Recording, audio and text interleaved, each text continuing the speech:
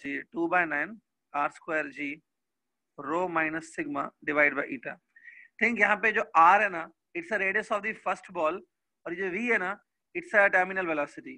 Clearly दिखता है कि v जो है it's directly proportional to r square. ठीक है, अब देखो, अगर आपने अभी इसकी ये सपोज एक बॉल के लिए मैंने लिखा है, this I written for first ball. अब सेकंड बॉल का प्रॉब्लम क्या है, the mass of second ball is 8 times mass of the first ball. Mass of second ball is 8 times mass of the first ball. ठीक है, ये given है। तो मास of second ball को आप लिखो density into volume, mass of first ball को भी लिखो density into volume. Density cut हो जाएगा दोनों साइड से, because both balls are made up of steel. Volume में भी 4/3 पाई 4/3 पाई कट हो जाएगा। Ultimately you will get this r2 cube is 8 times r1 cube. देखा, क्यूब रूट आपको आएगा r2 is equal to twice of r1। मतलब as compare to first ball, second ball का जो रेडियस है it is twice. ठीक है, okay. अब देखो यहाँ पे आपने रेडियस ऑफ फर्स्ट बॉल डाला था, सेकेंड बॉल के लिए यहाँ पे r नहीं आएगा, it will be twice of r, क्योंकि सेकेंड बॉल का रेडियस डबल है। क्योंकि रेडियस डबल है तो वेलोसिटी 4 टाइम्स ज्यादा हो जाएगा। Here in place of r if I put 2r, double radius, 2r square, 4 will be the extra factor ना, 4 extra आ जाएगा, that's why velocity become 4 times। ठीक है, अब ऐसा भी लिख सकते हो, देखो v2 by v1, ये टर्मिनल वेलोसिटीज है दोनों बॉल का, equal to v proportional r square ना, r2 by r1 the whole square, ऐसे भी लिखा जा सकता है। ठीक है, बाकी देखो for first ball and second ball, दोनों बॉल्स के लिए रो सिग्मा ईटा ये सब चीजें सेम होंगी, they will be constant for both balls. ठीक है, इसमें आप r2 by r1 की वैल्यू यहाँ डाल दो, आपको आराम से आ जाएगा v2 is 4 times v1। Getting? तो आंसर इज 4v। क्लियर?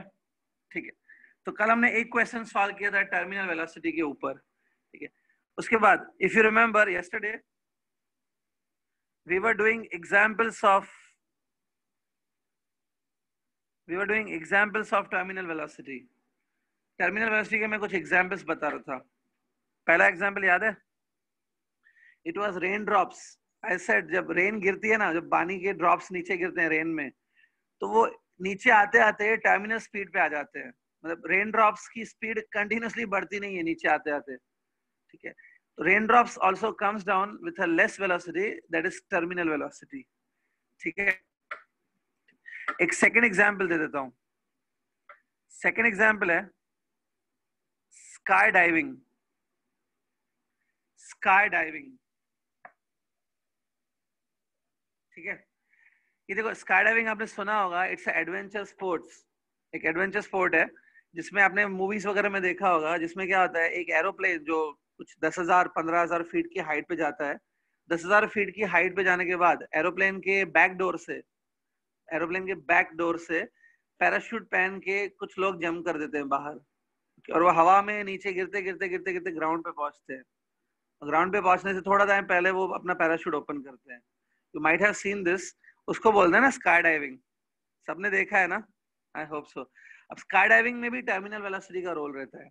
होता क्या है, जस्ट इमेजिन करो जो मैं बोल रहा हूँ, I can not draw this, just imagine करो कि जब वो एरोप्लेन का दरवाजा खोल के स्काई डाइवर नीचे जंप करता है, ठीक है, वो जंप करता है, आपने मूवीज वगैरह में देखा होगा कि वो बहुत देर तक हवा में रहते हैं। okay? ऐसे नहीं है कि वो फटाक से नीचे गिर जाते हैं, they remain in the air for long time.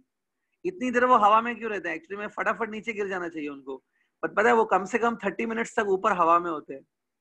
इतना इसलिए है, why they remain for so long time in the air, उसका रीजन ये है कि जब वो जंप करते हैं तो उनके ऊपर पहले 2 फोर्सेस लगते हैं, दैट इज ग्रेविटी, और दूसरा होता है एयर का अपथ्रस्ट।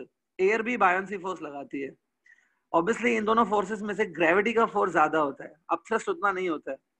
ग्रेविटी उस पर्सन का ज्यादा होता है, तो ग्रेविटी की वजह से पर्सन नीचे गिरना शुरू करता है और उसकी स्पीड इंक्रीज होती है because of the net force on him. Speed बढ़ने लगती है, it accelerates.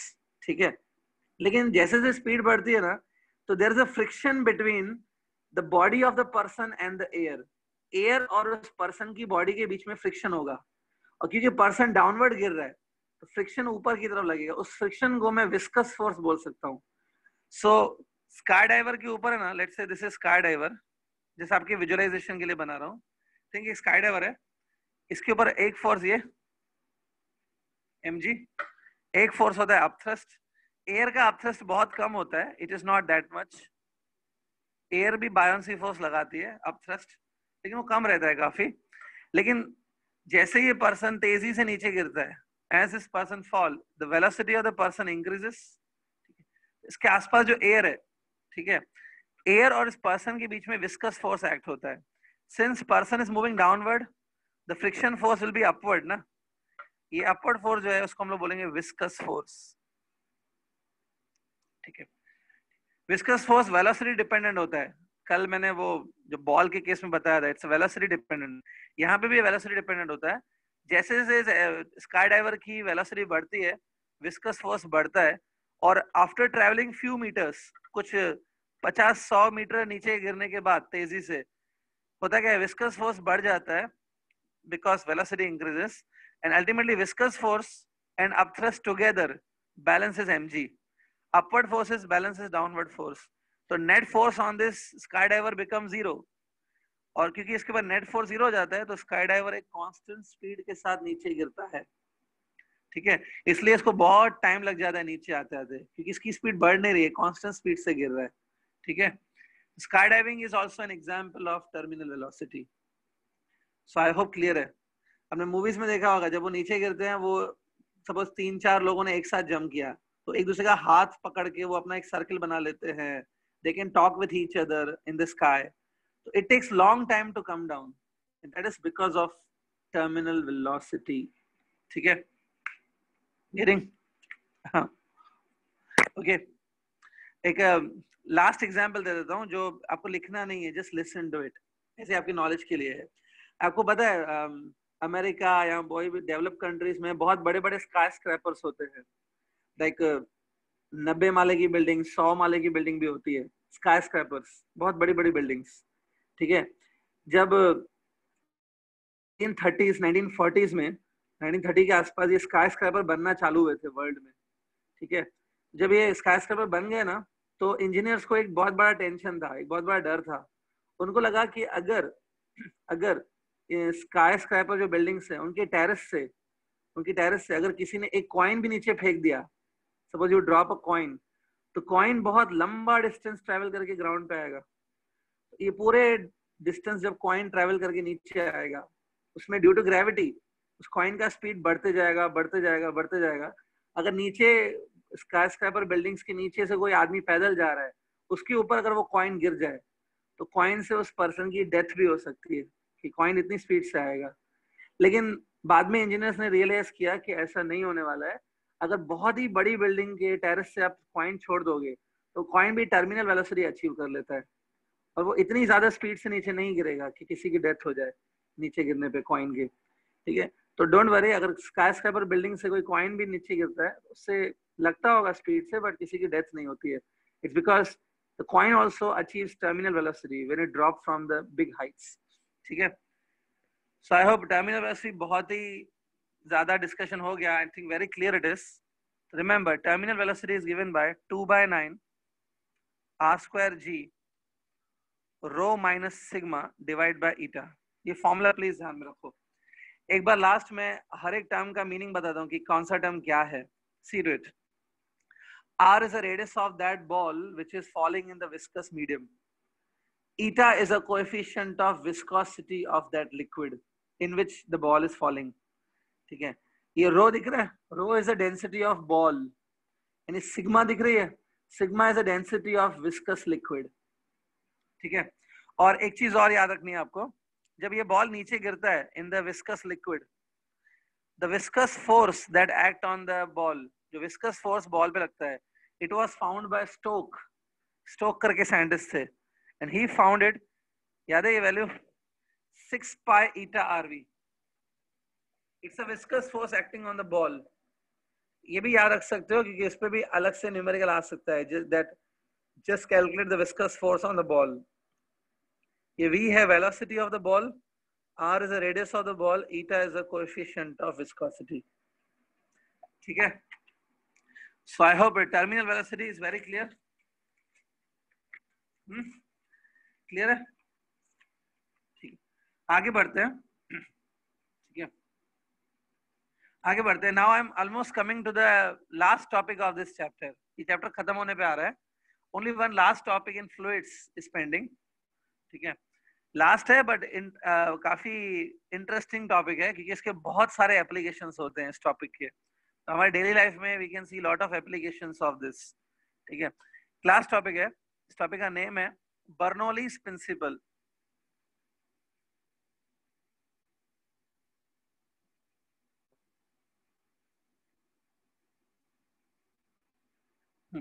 You can put this heading, Bernoulli's principle.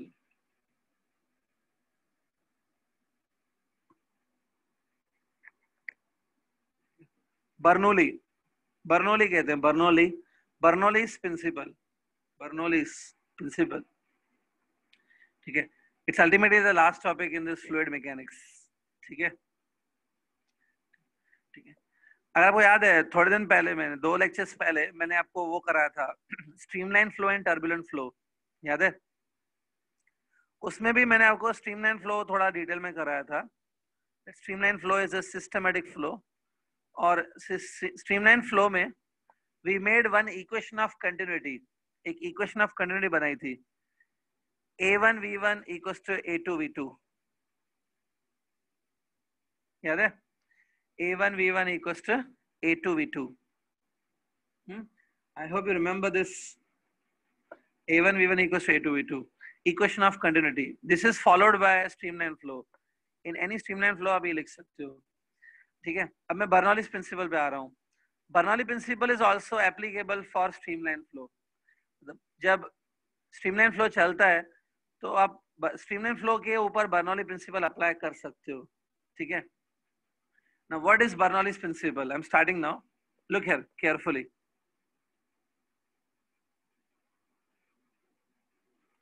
Think एक पाइप है. It's a long pipe. ठीक है. इस पाइप में क्या हो रहा है कि suppose from point number 1 to the point number 2, there is a streamline flow of the liquid. Point 1 से 2 की तरफ streamline flow हो रहा है. Liquid is flowing in a streamline manner. ठीक है. ओके, अब देखो ये पॉइंट 1 से स्टार्ट करते हैं. पॉइंट 1 की जो हाइट है ना from the ground, the height of this point 1 from ground is h1. मतलब जब फ्लूइड पॉइंट 1 पे आएगी, when the fluid will be at point 1, the height of that fluid will be h1. Similarly the height of point number 2 is h2. h1 h2 are the heights from the ground. ठीक है, मेरे साथ आप भी ये diagram draw कर सकते हो. ठीक है, let's say when the liquid is at point 1, ठीक है, the pressure on the liquid, जो लिक्विड के ऊपर भी प्रेशर एक्ट होता है, the pressure will be on the liquid by the surrounding liquid. यहाँ पे जो पॉइंट 1 पे जो प्रेशर है ना, the pressure is P1. It's a pressure of the liquid. Point 2 पे जो प्रेशर है, it is P2. P2 is a pressure. ठीक है, P2 is a pressure. अच्छा, पॉइंट 1 पे जब लिक्विड है, when the liquid is at point 1, let's say velocity of the liquid is v1. v1 is the velocity of the liquid at point 1. जब वो 1 से 2 पे आएगी, liquid goes from 1 to 2. ठीक है, तो लिक्विड नीचे आ रही है, उसका वेलोसिटी बढ़ सकता है. लेट्स से here velocity is different, it is v2. Pressure, velocity and height, ये तीनों हमने लिख लिए. ठीक है, ओके. ये डायग्राम कंप्लीट कर लो पहले प्लीज. Finish this diagram.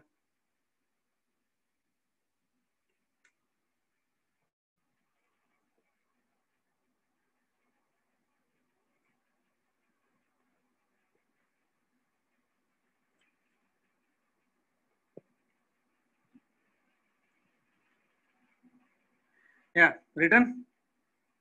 ठीक है, ड्रॉ हो गया. अब मैं आपको बर्नौली प्रिंसिपल बता रहा हूँ. सी डायग्राम अपने सामने रखो।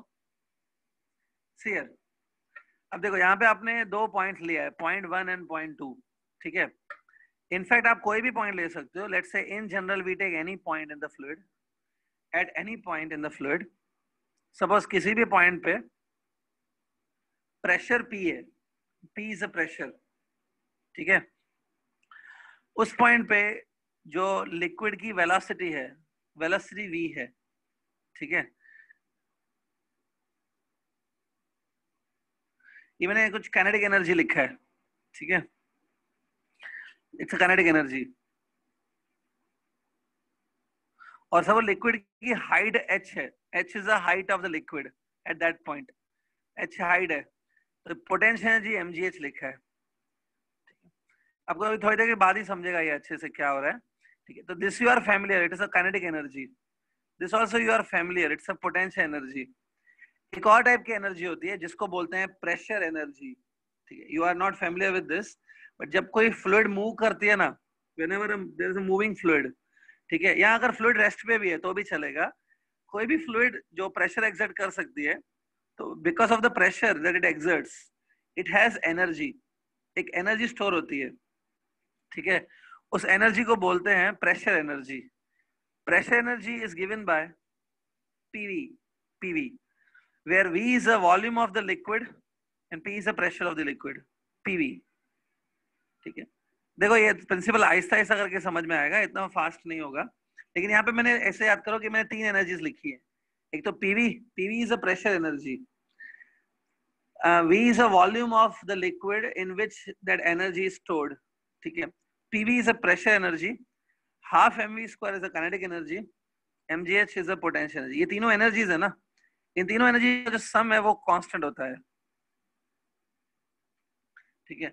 एक्चुअली में बर्नौली प्रिंसिपल यही है, this is actually Bernoulli principle, ठीक है। इन तीनों का सम कांस्टेंट है, मतलब जब ये लिक्विड फ्लो होगी, let's say point 1 to point 2 it is flowing, तो while flowing it may happen that potential energy may convert to kinetic, pressure energy may convert to potential.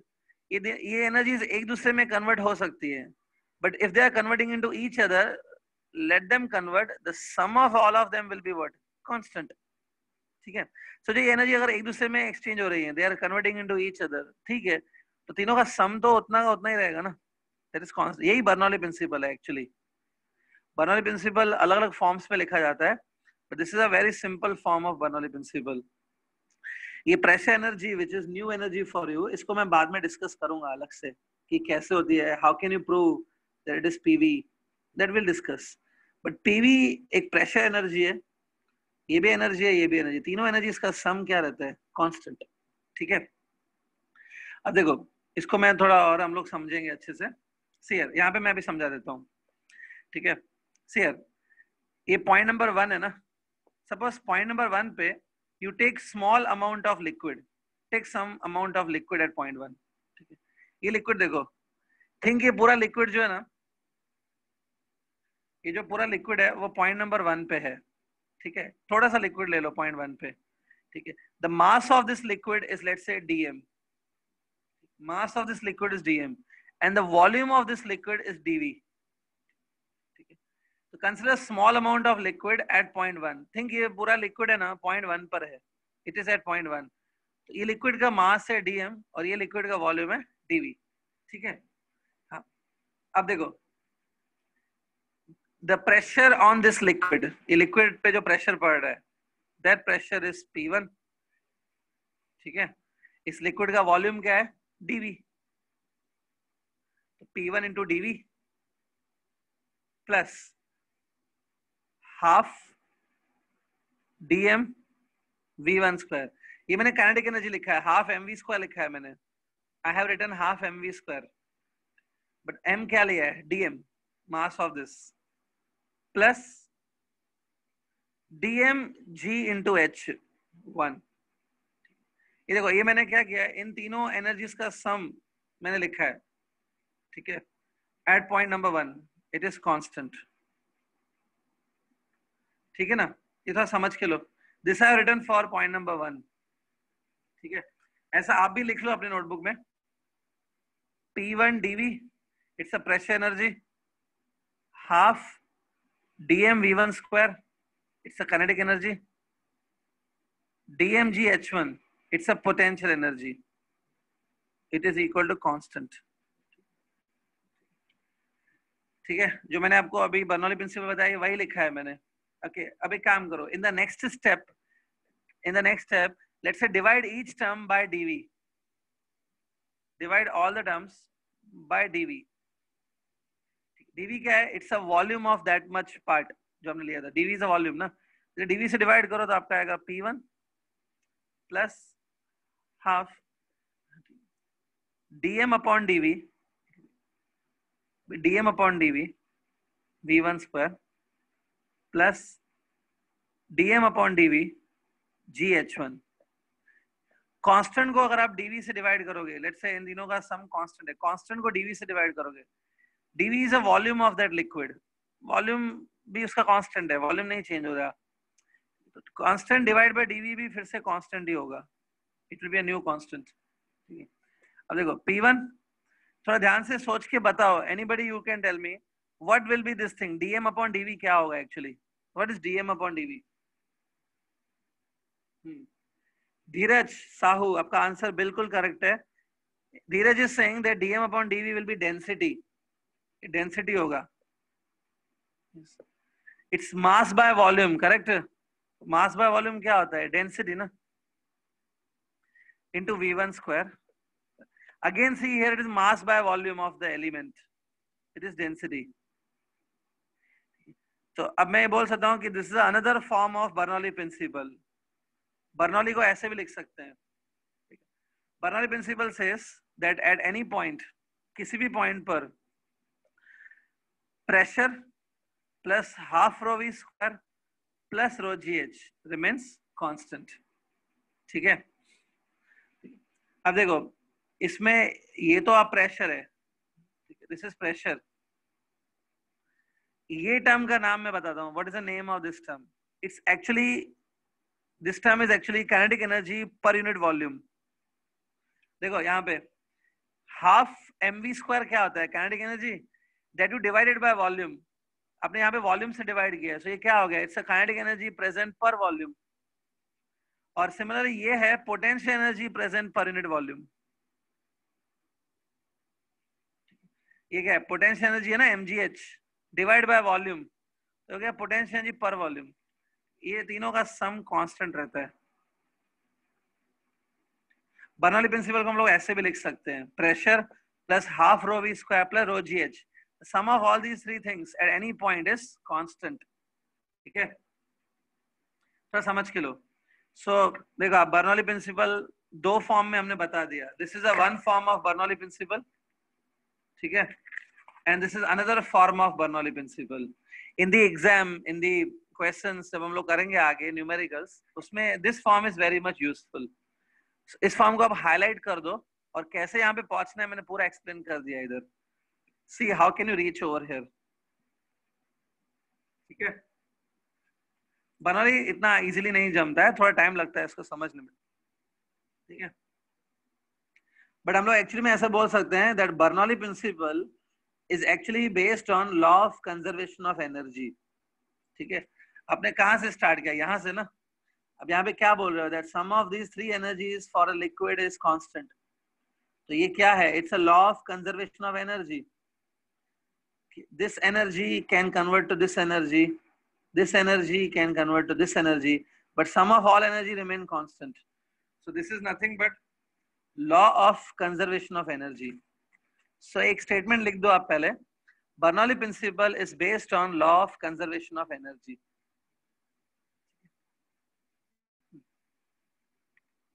ठीक है, Bernoulli principle is based on law of conservation of energy. अब देखो, I hope ये समझ गया. Bernoulli principle हम लोग apply कैसे करते हैं वो देख लो. How do we apply this? You write down this way: pressure at first point plus half rho v1 square. Rho is the density of that liquid, v1 is the velocity at first point, plus rho g h1. h is the height of the first point. अभी हमने proof किया ना कि sum of these three things is constant.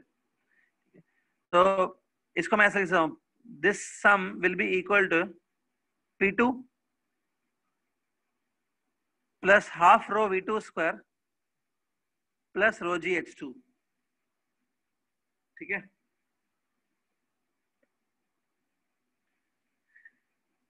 देखो, sum of these three things at second point is equal to sum of these three things at the first point. That means the sum of these three things is constant ना। ये तीनों चीजें कौन सी है? ये तो है प्रेशर, ये ध्यान से देखो, इट इज काइनेटिक एनर्जी पर वॉल्यूम, और ये है पोटेंशियल एनर्जी पर वॉल्यूम। इन तीनों का जो सम है आप किसी भी पॉइंट पे निकालो, इट रिमेन्स कांस्टेंट, ठीक है। तो अभी मैं बर्नौली प्रिंसिपल का स्टेटमेंट दे रहा हूँ, giving you a definition of Bernoulli principle, ठीक है, नोट इट डाउन। लिख लो बर्नौली प्रिंसिपल का स्टेटमेंट, ऐसे लिखो, this principle states that in case of streamline flow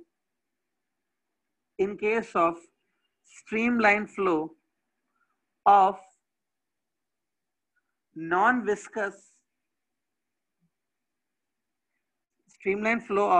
non-viscous comma incompressible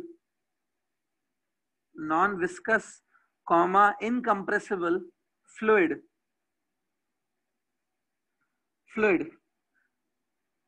the sum of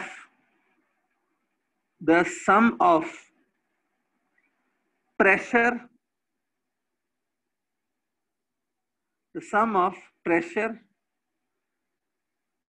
and kinetic energy per unit volume, the sum of pressure and kinetic energy per unit volume and potential energy per unit volume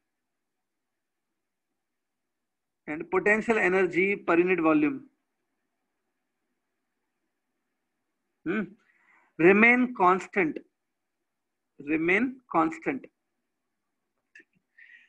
तो ये है Bernoulli principal. I hope समझ गया। हमने जो अभी लिखा है आपने स्टेटमेंट, उसमें ऑलमोस्ट आपने यही लिखा है कि इन तीनों चीजों का जो सम है वो कांस्टेंट रहता है, ठीक है। अब कुछ लोगों को डाउट आ सकता है, सर इसमें आपने वो लिखा है नॉन विस्कस और इनकम्प्रेसिबल फ्लूइड, ऐसा क्यों लिखा है? थोड़ा उसके बारे में बता देता हूँ। देखो, यहाँ पे आपका जो अल्टीमेटली बर्नौली प्रिंसिपल है वो अल्टीमेटली यही है that sum of these three energies remain constant, ठीक है। तो यहाँ पे आपने ऑलरेडी लिक्विड को नॉन विस्कस अज्यूम कर दिया है, क्योंकि देखो अगर सपोज लिक्विड विस्कस होगा, ठीक है, सपोज लिक्विड विस्कस है, तो विस्कस लिक्विड मतलब उसमें फ्रिक्शन होगा बिटवीन द लेयर्स। फ्रिक्शन से क्या हो सकता है? Because of the friction the kinetic energy of the layers may convert into heat energy. Kinetic energy heat energy के फॉर्म में लॉस होता है अगर फ्रिक्शन है, विस्कोसिटी है। तो यहाँ पे आप लोग while writing this statement we are assuming that kinetic energy may convert to potential, kinetic energy may convert to pressure energy, but here we are assuming that heat is not produced by kinetic energy. ये जो आपने लिखा है उसके according kinetic heat में convert नहीं हो रहा है। Here we are neglecting the formation of heat, तो मतलब ये विस्कस लिक्विड नहीं है, ठीक है। तो आप एक क्या रखो, बर्नौली प्रिंसिपल सिर्फ उन लिक्विड्स के लिए वैलिड है which are non viscous. It's assumption that liquid is non viscous. Viscous होगी तो उसमें हीट प्रोड्यूस होगी because of the friction. So here while applying Bernoulli principle we are assuming that liquid is non viscous, ठीक है, ये heat produce नहीं होगा, okay, the energy is not losing in the form of heat, we are assuming that, ठीक है। Next आपने लिखा है इनकम्प्रेसिबल, ऐसा क्यों लिखा है? देखो, अगर लिक्विड इनकम्प्रेसिबल होगी ना, let's say it is a incompressible liquid running through this, तो अगर वो इनकम्प्रेसिबल है, इट कैन compressed, यहाँ पे देखो लिक्विड के ऊपर प्रेशर एक्सर्ट हो रहा है, P1 P2, liquid experiences pressure. Aman Kumar पूछ रहा है कि सर कोई लिक्विड नॉन विस्कस होती है क्या? नहीं, almost all the liquids are viscous, ठीक है। थोड़ी बहुत विस्कोसिटी हर लिक्विड में प्रेजेंट ही होती है। The liquid may be less viscous but होती है, विस्कोसिटी इज ऑलवेज प्रेजेंट। यहाँ पे हमारा अजम्पशन है कि विस्कोसिटी को हम लोग नेग्लेक्ट कर रहे हैं, ठीक है। देखो, अगर आप विस्कोसिटी को नेग्लेक्ट नहीं करोगे ना, तो फिर ये स्टेटमेंट इनकरेक्ट हो जाएगी। हम लोग अज्यूम कर रहे हैं कि विस्कोसिटी बहुत ही कम है, उसको नेग्लेक्ट कर दिया, नेग्लेक्ट करने के बाद I can write this thing. मतलब बर्नौली प्रिंसिपल वैलिड है विद अजम्पशन कि आपकी लिक्विड नॉन विस्कस है, अजम्पशंस के साथ है ये, ठीक है। आगे बढ़ते हैं। सी इनकम्प्रेसिबल क्यों लिखा है? देखो यहाँ पे लिक्विड के ऊपर प्रेशर P1 है, यहाँ पे P2 है, लिक्विड है एक्सर्टिंग प्रेशर। इस प्रेशर की वजह से लिक्विड कंप्रेस नहीं होना चाहिए। अगर लिक्विड कंप्रेस हो गई तो डेंसिटी ऑफ लिक्विड चेंज हो जाएगा, ठीक है। ये रो क्या लिखा है आपने? यहाँ पे फॉर्मूला में रो लिखा है ना, rho is a density of liquid, ठीक है। We are assuming that density is constant at all points. कोई भी पॉइंट पे आप डेंसिटी निकाल रहे हो वो कांस्टेंट है। This is density at point number 1, this is density at point number 2। Density is same, वो तभी होता है जब लिक्विड इनकम्प्रेसिबल हो। इफ लिक्विड गेट कंप्रेस्ड, उसका अलग अलग पॉइंट्स पे डेंसिटी अलग अलग हो जाएगा फिर तो we are assuming liquid is non compressible and non viscous, ठीक है। बर्नौली प्रिंसिपल, देखो एक्चुअली में आपको बर्नौली प्रिंसिपल का प्रूफ नहीं करना है, it is not there in the text book also, ठीक है। प्रूफ मतलब actually this formula can be proven, मतलब प्रूफ कर सकते हैं ये फार्मूला भी, that how sum of these three things is constant, but proof of Bernoulli principle, proof of this formula is not in the syllabus, ठीक है। But proof is available, proof करके हम लोग यहाँ तक पहुंच सकते हैं, ठीक है। और उसके बाद आगे का प्रूफ मैंने दिया है, using this we can reach to here, ठीक है। This is a very important form of Bernoulli principle, ठीक है। और ये लिख के रखो प्लीज, ठीक है। So I hope Bernoulli principle clear है। बर्नौली प्रिंसिपल में 2-4 पॉइंट्स याद रखो कि अल्टीमेटली ये law of conservation of energy आप अप्लाई कर रहे हो, ठीक है। नेक्स्ट, ये हम लोग यहाँ पे विस्कोसिटी को नेग्लेक्ट कर रहे हैं। We are assuming that the kinetic energy of the liquid is converting into potential, but kinetic energy is not losing in the form of heat due to friction. We are neglecting the viscosity over here. Bernoulli I hope very clear है, ठीक है। अब Bernoulli में चलो एक काम करते हैं, आगे बढ़ते हैं। एक स्पेशल केस होता है बर्नौली प्रिंसिपल में। सपोज ये एक पाइप है, ठीक है, इट्स अ पाइप, जिसमें से स्ट्रीमलाइन फ्लो हो रहा है। See this important special case, ये काफी इंपॉर्टेंट केस है। थिंक एक पाइप है through which there is a streamline flow of the liquid, streamline flow हो रहा है, ठीक है। this is point number 1 on the one side, point number 2 on other side. but suppose ये जो पाइप है ना, let's say this pipe is horizontal, ऐसा given है कि ये पाइप horizontal है, ठीक है, obliquely नहीं है, मतलब it is not inclined, it is horizontal। तो आपको पता है अगर horizontal है ना, then what will happen, the height of the liquid at point 1 will be same as height of the liquid at point 2। जब point 1 से liquid point 2 पे जाएगी तो liquid की height में कोई changes नहीं आएगा, height will be same only at both places, height same होगा, h1 will be equal to h2 because ये horizontal pipe है। तो h1 h2 equal होंगे ना, तो ये term cancel हो जाएगा। देखो the sum of these three things remain constant ना, rho g at h1 and rho g at h2 they will get cancelled। तब हम लोग बर्नौली प्रिंसिपल को सिर्फ ऐसा लिख सकते हैं, pressure plus half rho v square 1 equal to pressure plus half rho v 2 square. मतलब खाली आप दो टर्म्स ले सकते हो, pressure and half rho v square, sum of these two terms remain constant, ठीक है। अब इसमें भी एक पॉइंट है, ध्यान से देखना। Suppose when the liquid is moving from point number 1 to point number 2, जब लिक्विड 1 से 2 जा रही है, ठीक है, सपोज इसका वेलोसिटी इंक्रीज हो गया from 1 to 2, velocity got increase, ऐसा गिवन है क्वेश्चन में। सपोज पॉइंट नंबर 1 और पॉइंट नंबर 2 पे वेलोसिटीज गिवन है, दोनों वेलोसिटीज गिवन है, उसको देख के मैंने अंदाजा लगा लिया कि सपोज वेलोसिटी इंक्रीज हो रहा है पॉइंट 1 से 2। If from point number 1 as you move to point number 2, if velocity got increased, मतलब ये टर्म इंक्रीज हो गया ना, अगर ये टर्म इंक्रीज हो गया तो प्रेशर वाला टर्म डिक्रीज हो जाएगा, because sum of these terms should remain constant ना। देखो सपोज ये समझा देता हूँ, सपोज ये वेलोसिटी कम है, this v1 is lesser than v2, ये टर्म की वैल्यू है 10 और ये p1 की वैल्यू भी है 10, सम ऑफ दीज टू इज 20। अब suppose velocity got increased as you move from 1 to 2, velocity got increased, so this term will also increase। let's say ये term 10 से यहाँ पे आते थे 15 हो गया, तो वेलोसिटी इंक्रीज हो गई, इट बिकम 15. सो ये टर्म प्रेशर टर्म 5 हो जाएगा ना, because sum should be 20 only na, 10 plus 10, 5 plus 15. So see, pressure got reduced when velocity got increased. ऐसा होता है अगर मूविंग फ्लूइड्स में प्रेशर डिक्रीज हो जाता है जब वेलोसिटी क्या हो जाती है, इंक्रीज. ठीक है, गेटिंग दिस. इसका अगर क्लासरूम होता तो मैं आपको एक डेमो दिखा देता. इसका डेमो में आप खुद देख लेते हैं कि यस वेलोसिटी बढ़ गई और प्रेशर कम हो गया. जब हम लोग क्लासरूम में मिलेंगे इन केस इन फ्यूचर, सो मैं आपको इसका डेमो दिखा दूंगा उस टाइम पे. Demo is available. डेमो में आप देख पाओगे that yes velocity do increases and then pressure suddenly decreases. Classroom में we can show the demo in the same time. ठीक है, याद रखो इस चीज को. This is called Bernoulli's principle. ठीक है, अगर बर्नौली में अभी तो कुछ कंफ्यूजन है कि सर ये चीज अभी तक क्लियर नहीं हो रही है तो बताओ, मैं उसको फिर से रिपीट कर देता हूँ. I will explain it to you. Is there any doubt in the Bernoulli?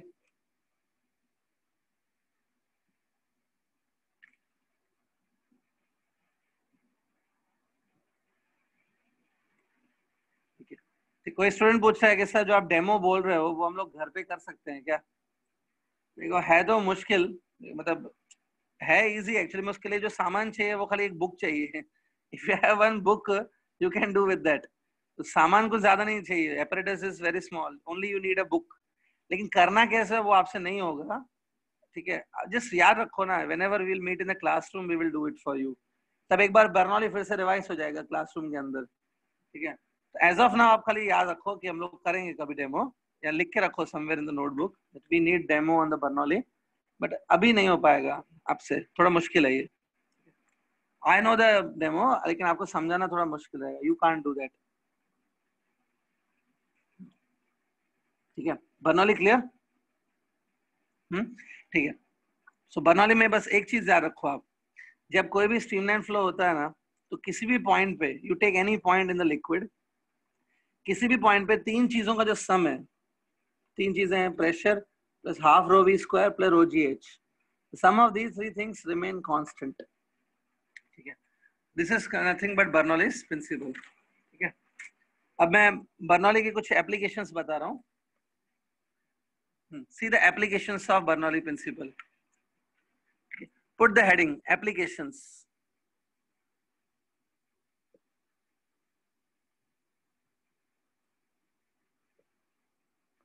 ठीक है, there are a lot of applications of Bernoulli principle. काफी सारे applications होते हैं. ठीक है, लेकिन आज हम लोग खाली दो एप्लीकेशन डिस्कस करेंगे. सी, फर्स्ट एप्लीकेशन है lifting of roofs during storm. Lifting of roofs during storm. लिख लो, मैं समझाता हूं फिर ये.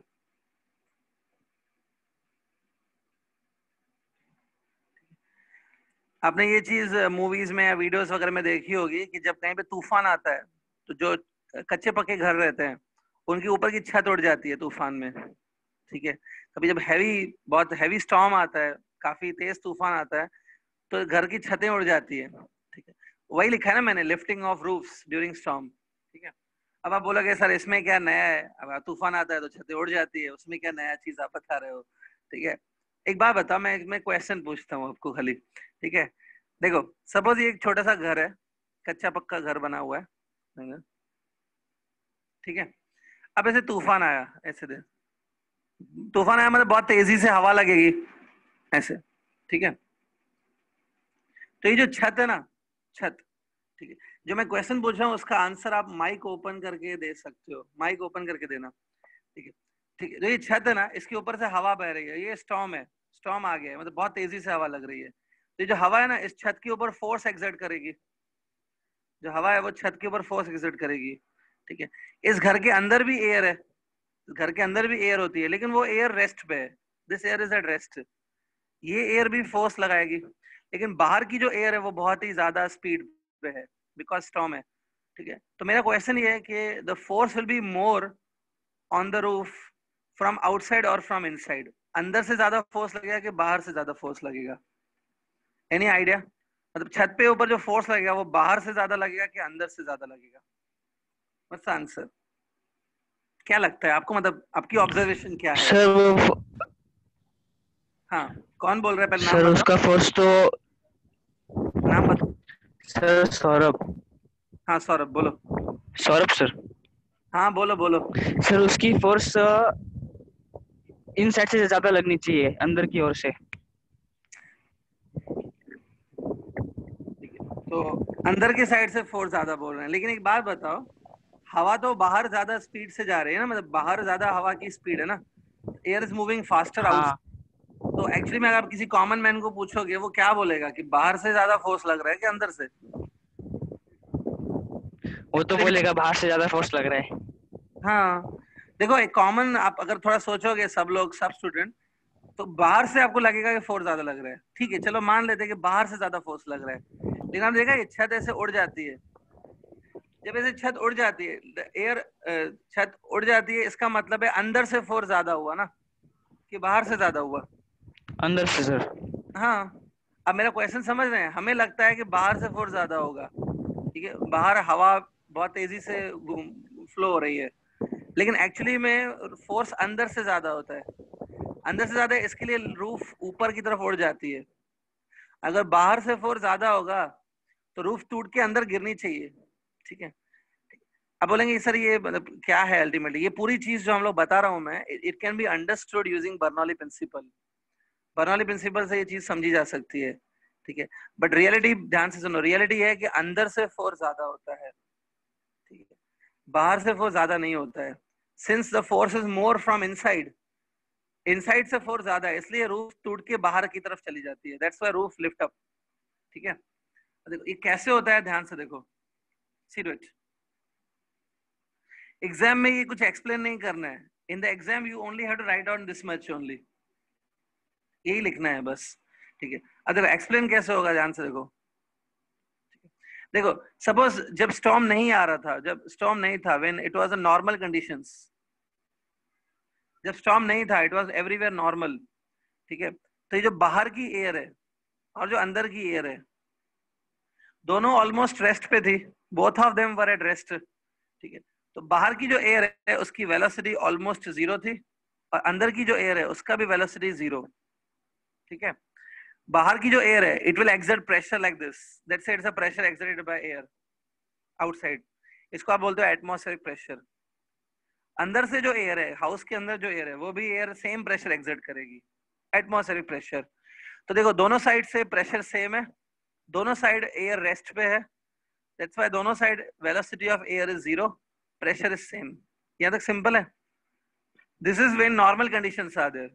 अब सपोज नॉर्मल कंडीशन चली गई, अब लेट्स से स्टॉर्म आ गया, स्टॉर्म आ गया, तो स्टॉर्म में क्या होता है, स्टॉर्म में obviously velocity of this air get increased, हवा बहुत तेजी से लगती है, तो velocity of this air got increased, ठीक है। अभी अभी मैंने आपको बताया था कि in case of any liquid the sum of pressure plus half rho v square remain constant, याद है? इसमें मैंने बताया था अगर वेलोसिटी बढ़ जाती है तो प्रेशर कम हो जाता है, if velocity got increased pressure got decreased. यहाँ पे क्या हो रहा है, जो आउटर एयर है ना, consider only outer air, outer air का स्ट्रीमलाइन फ्लो हो रहा है, the outer air is moving, it is having a streamline flow of outer air. तो बाहर की एयर के साथ क्या हुआ है कि जो बाहर की एयर है उसका velocity term has got increased, तो उसका pressure term will get decreased. अंदर की एयर के साथ कुछ भी नहीं होगा, जो वो है वैसी की वैसी रहेगी। Changes are happening in the outer air, its velocity has got increased, so by Bernoulli principle pressure got decreased because sum of p and half rho v square should remain constant, तो v got increased pressure got decreased। तो इसलिए क्या होता है, बाहर से pressure कम हो गया, बाहर से प्रेशर कम हो गया, अंदर से उतना ही प्रेशर है सेम, तो इसलिए now pressure is more from inside, that's why the roof lift up and goes out. ये है इसका एक्सप्लेनेशन। आप प्लीज बाहर की एयर का समझो, उसका velocity got increased during storm, उसकी वेलोसिटी बढ़ जाती है, क्यों बढ़ती है वो हमारा नहीं है, वो तो स्टॉर्म की वजह से होता है।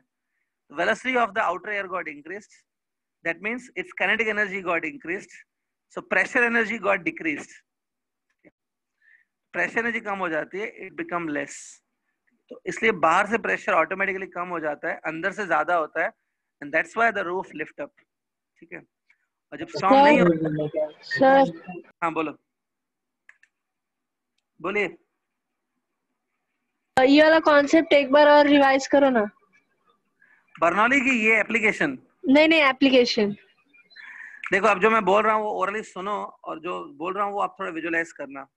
जब तूफान नहीं लगा होता है, जब स्टॉर्म नहीं आ रहा है नॉर्मल कंडीशन में, अभी है क्या तूफान आपके आसपास? नहीं है ना। Under normal conditions inner pressure and outer pressures are equal, both pressures are atmospheric, outside velocity of air is zero, inside also velocity of air is zero। ठीक है, मतलब बाहर और अंदर की एयर सेम है, they are exerting same pressure, they are having same properties। लेकिन जब स्टॉर्म आता है तब आपके सपोज इस घर के खिड़की दरवाजे सब बंद है, अंदर ज्यादा हलचल नहीं है, अंदर velocity of air is still zero almost, बाहर की जो एयर है उसकी वेलोसिटी इंक्रीज हो जाती है। तो बिकॉज ऑफ मोर वेलोसिटी, मतलब इसकी वेलोसिटी इंक्रीज हो जाती है बाहर की एयर की, तो मतलब kinetic energy of this air get increased. अगर इसकी काइनेटिक एनर्जी इंक्रीज हो गई तो आई कहां से वो काइनेटिक एनर्जी हमें पता नहीं चलता है, but actually pressure energy converts to kinetic energy. मैं आपको प्रेशर एनर्जी बताई थी ना, P V, P into V is a pressure energy. तो actually pressure energy converts into kinetic energy. तो pressure energy converts to kinetic, तो काइनेटिक बढ़ गई है, इसकी प्रेशर एनर्जी कम हो जाती है, प्रेशर बिकम लेस, और लेस प्रेशर की वजह से अंदर से प्रेशर ज्यादा एक्सर्ट होता है, and that's why this roof lift up. Simple है, आप थोड़ा खुद सोच के देखो, समझ में आ जाएगा। Bernoulli principle says if velocity outside get increased, pressure get decreased. ठीक है, एक और एग्जांपल देता हूं मैं आज, तो ज्यादा शायद समझेगा। बर्नौली के, let me tell you student, जो स्टूडेंट ध्यान से सुन रहे हैं ना, ठीक है, लेट मी टेल यू, इसका हर एप्लीकेशन आपको इंटरेस्टिंग मिलेगा, हर एप्लीकेशन में आपको मजा आने वाला है सुनने में। ठीक है, तो ये एप्लीकेशन आप समझो, दूसरा एप्लीकेशन इससे भी ज्यादा इंटरेस्टिंग है, और थर्ड उससे भी ज्यादा होगा। सेकेंड एप्लीकेशन है दैट जो हार्ट अटैक्स आते हैं ना, जो पर्सन बहुत ज्यादा फैटी होते हैं, बहुत ज्यादा तेल वाला चीजें खाते हैं, उनको हार्ट अटैक्स का खतरा होता है। हार्ट अटैक्स जो होते हैं ना, वो भी हम लोग समझ सकते हैं on the basis of Bernoulli principle. ठीक है, हार्ट अटैक्स, आप ऐसे बोल सकते हैं, heart attacks are based on Bernoulli principle. मतलब किसी को अगर समझना है कि हार्ट अटैक कैसे आता है, वो बर्नौली प्रिंसिपल पे समझा जा सकता है। ठीक है, एक हेडिंग डाल दो, heart attacks are based on Bernoulli principal.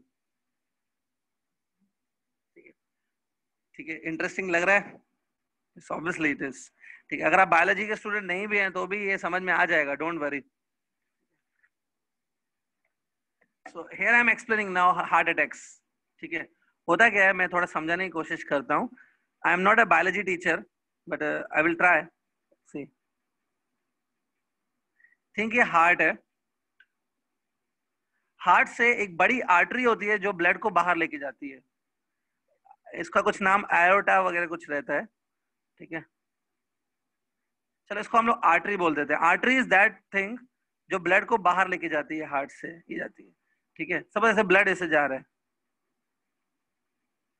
so ये ब्लड जो है ना, it is undergoing a streamline flow. Assume कर देंगे ब्लड का स्ट्रीमलाइन फ्लो है। ठीक है, अब जो लोग बहुत ज्यादा तेल वाली चीजें खाते हैं, तेल वाली, बटर, ऑयल, घी, ठीक है, फैटी चीजें खाते हैं, उनको कोलेस्ट्रॉल की प्रॉब्लम हो जाती है। कोलेस्ट्रॉल क्या होता है? वही जो ऑयल आपने खाया, जो एक्सेस ऑफ ऑयल, गंदा बटर आपने खाया, बहुत सारा फैटी चीजें जो आपने खाई, वो सब पूरा ऑयल आपका यहाँ पे जमा हो जाता है, हेयर, यहाँ पे ऑयल जमा हो जाता है पूरा। तो उससे क्या होता है, ये जो आर्टरीज है, आर्टरीज जो है, इनका यहाँ पे क्रॉस सेक्शन एरिया कम हो जाता है, एरिया बिकम लेस। ठीक है, इधर एरिया कम है, और सब यहाँ पे मैं लिया, यहाँ पे एरिया ज्यादा है, here area is less due to cholesterol deposition. और दूसरी पॉइंट ले लो यहाँ पे, चलो दूसरी पॉइंट ले लो, यहाँ पे एरिया इज मोर।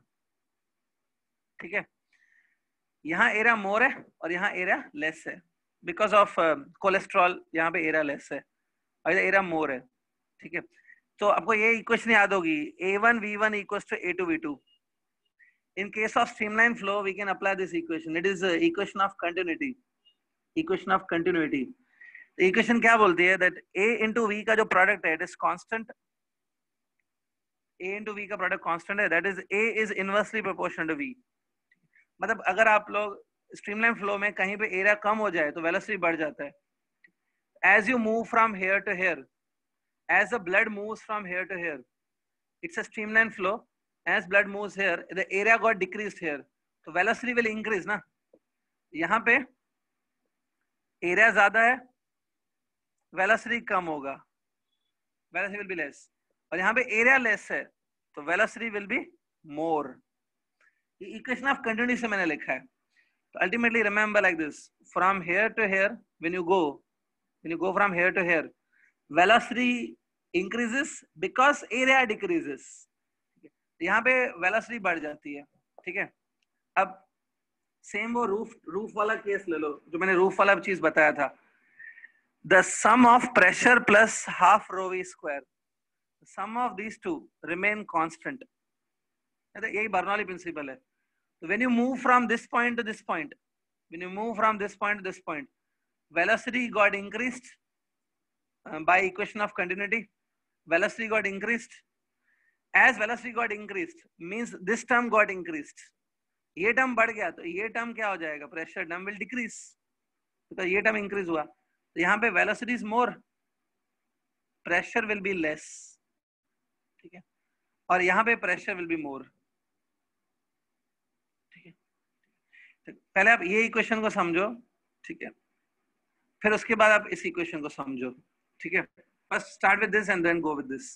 तो यहाँ पे देखो, ultimately you can prove it that यहाँ पे एरिया लेस है, velocity of the blood is more, pressure exerted by blood is less. तो क्योंकि यहाँ पे blood is exerting less pressure. ठीक है, होता क्या है, ये देखो, होता ही है कि ये जो सपोज कोलेस्ट्रॉल वाली एरिया है, this is area of cholesterol. यहाँ पे कोलेस्ट्रॉल डिपॉजिट है. यहाँ पे जो ब्लड एक्सर्ट करता है प्रेशर, वो प्रेशर काफी ज्यादा कम हो जाता है, प्रेशर बिकम लेस. बाहर से इसके ऊपर है ना एटमॉस्फेरिक प्रेशर पड़ता रहता है, बाहर से आपकी स्किन के ऊपर, आपकी बॉडी के ऊपर एटमॉस्फेरिक प्रेशर पड़ता रहता है. ठीक है, तो ये पता है आपकी जो आर्टरी है, दिस इज आर्टरी. आर्टरी तब तक ओपन रहेगी जब तक अंदर से प्रेशर ज्यादा है. Artery remain open as long as pressure from inside is more, but since pressure inside become less, अंदर से प्रेशर कम हो गया, ब्लड प्रेशर गॉट डिक्रीज्ड. सो बाहर के प्रेशर की वजह से ये आर्टरी चोक हो जाती है, this artery get blocked, artery बंद हो जाती है बाहर के प्रेशर की वजह से. ठीक है, अंदर से प्रेशर कम हो गया, बाहर से प्रेशर ज्यादा है तो आर्टरी बंद हो जाती है, आर्टरी गेट चोक्ड. फिर आर्टरी को ओपन करने के लिए, टू ओपन दिस आर्टरी, जो आपकी हार्ट है ना, वो एक्स्ट्रा प्रेशर लगाती है, हार्ट एक्स्ट्रा वर्क करती है इसको खोलने के लिए. ठीक है, उस हार्ट के एक्स्ट्रा वर्क की वजह से ये आर्टरी खुल जाती है. मतलब हार्ट ज्यादा जोर से पंप करती है ब्लड को, तो आर्टरी खुल जाती है. लेकिन फिर से ये प्रॉब्लम आएगी ना, फिर से कोलेस्ट्रॉल आएगा. कोलेस्ट्रॉल पे area is less, velocity will be more, velocity more, pressure will be less. फिर से ये प्रॉब्लम बार बार आती है. ये जो हमारी हार्ट है फिर से इसको ओपन करती है, ज्यादा पंप करती है, फिर से ये खोल जाती है, फिर से ये प्रॉब्लम आती है. ऐसा 2 साल 3 साल 4 साल 5 साल तक कंटिन्यूसली आपकी हार्ट इस प्रॉब्लम को झेलती रहती है. ठीक है, अगर 2-3 साल में आपने इसको ठीक नहीं किया तो 2-4 साल के बाद जो हार्ट है ना, वो अपना काम ही बंद कर देगी, वो ऐसे पंप करना बंद कर देगी. That is called heart attacks. तो हार्ट अटैक 1 सेकंड में नहीं आता है कोलेस्ट्रॉल से. 2-4 साल तक अगर आप इस प्रॉब्लम को ठीक नहीं करेंगे तो अल्टीमेटली हार्ट अटैक में लीड होगा. हार्ट अटैक मतलब the heart will stop functioning, heart ये पंप करना बंद कर देगी. ठीक है, एवरी टाइम उसको एक्स्ट्रा वर्क करना पड़ रहा है टू ओपन दिस आर्टरी. ठीक है, तो इन शॉर्ट ऐसे याद रखो, because of the cholesterol the area of the arteries get decreased. as area of the artery will decrease, velocity of the blood get increased by equation of continuity. Velocity of the blood get increased, so pressure exerted by the blood decreases. The blood will exert less pressure, so there will be more pressure from outside. That's why artery get choked. Artery बंद हो जाती है, जिसको बोलते हैं choking, choke हो जाती है. Choke को open करने के लिए heart will do extra work. By repeatedly doing extra work, the heart get tired after a few years. And because of this it leads to heart attacks. ठीक है, exam में इतना सब नहीं लिखना है आपको, आपको खाली लिखना है that heart attacks are based on Bernoulli principle. But ये अगर आपको समझा हुआ रहेगा ना, तो कभी कुछ घुमा के एमसीक्यू पूछ लिया तो आप कर पाओगे। That's why you should have understanding also that how it is functioning. ठीक है, सो आई होप ये एप्लीकेशन भी इंटरेस्टिंग था, समझ गया आपको। This was second application of Bernoulli. कल हम लोग थर्ड एप्लीकेशन देखेंगे जो इससे भी ज्यादा इंटरेस्टिंग मिलेगा आपको। ठीक है, that will see tomorrow. Okay, so आज ये पूरा रिवाइज करके आओ। एक छोटा सा होमवर्क दे रहा हूँ। आज जो भी मैंने कराया it was ultimately mainly we discuss Bernoulli only. Bernoulli पूरा रिवाइज करो जो मैंने बताया। कल मैं रैंडमली कुछ स्टूडेंट को सिलेक्ट करूंगा और उनसे मैं पूछूंगा related to Bernoulli anything I can ask you, you need to answer me. ठीक है, आज पूरा बर्नौली रिवाइज करना इंपॉर्टेंट है। कल मैं बर्नौली के ऊपर कुछ क्वेश्चंस पूछूंगा। If the student won't be able to answer, अगर आप आंसर नहीं दे पाए कल, तो आपको ये बर्नौली 5 टाइम्स लिखना पड़ेगा पूरा बर्नौली प्रिंसिपल जो मैं बोलूंगा that you 5 times you write. तो if you want to avoid punishment, पूरा बर्नौली पढ़ो। कल हम लोग इसके ऊपर क्विज खेलेंगे, will ask you questions on Bernoulli. Okay, Kamlesh sir. Hello sir. हाँ बोलो। सर जो आपने कल सिखाया था वो दिखाओ ना 1 मिनट। कल क्या टॉपिक बोलो ना, टर्मिनल सर वेलोसिटी। हाँ सर, उसके आगे का। टर्मिनल वेलोसिटी के आगे मैंने एप्लीकेशन ऑफ टर्मिनल वेलोसिटी बताया था, एक हाँ एप्लीकेशन। सर, सर फिर मैं हाफ एन आवर का लेक्चर अटेंड कर पाया था। अच्छा, तो सर ये जो कमलेश सर है ना वो लेक्चर्स को रिकॉर्ड करते हैं, वो यूट्यूब पे डालेंगे। आप उनको बोल दो यूट्यूब पे डालने को पूरा लेक्चर। यूट्यूब पे आप जाके अच्छा कमलेश सर को बोल दो तो वो करेंगे। ठीक है सर। हाँ हाँ, कमलेश सर। मैं एक चीज ऑब्जर्व कर रहा हूँ, कुछ स्टूडेंट को बहुत घाई रहती है लेफ्ट आउट करने की। मतलब जब मैं बोलता हूँ कि लेक्चर ऑलमोस्ट खत्म होने पे आ रहा है, दे स्टार्ट लेफ्टिंग आउट। देखो आप घर पे बैठे हो, अगला लेक्चर 2:30 बजे है, इतनी क्या जल्दी है लेक्चर लेफ्ट आउट करने की? इस चक्कर में you are missing the last point which I am telling. ठीक है, घाई मत करो, पूरा दिन आप हेलो घर पे फ्री बैठे हो, थोड़ा कर। ठीक है, डोंट लेफ्ट आउट अर्ली। ठीक है, हाँ। तो सर, जो मैंने एक्सक्यूज होमवर्क मी दिया, sir. Please Kamlesh sir.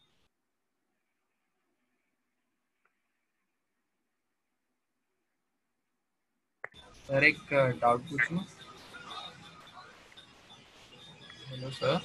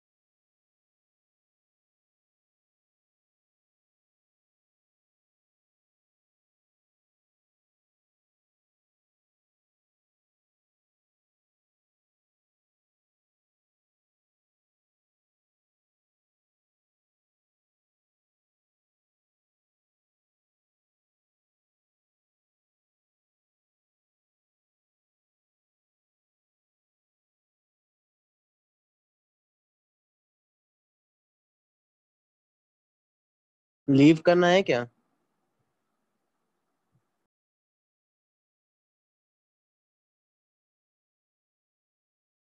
Hello. हाँ बोलना।